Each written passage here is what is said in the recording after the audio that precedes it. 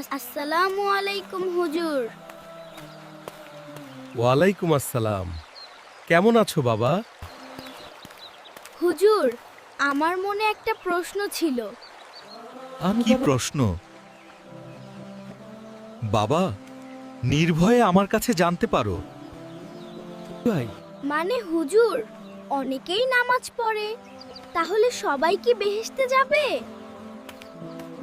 না রে বাবা আলম, যার মনে সরিষার পরিমাণ ঈমান আছে সে জাহান্নামে যাবে না, কিন্তু যার মনে সরিষার সমপরিমাণ অহংকার আছে সে বেহেশতে যাবে না। হুজুর, এই সরিষা পরিমাণ ঈমান কি?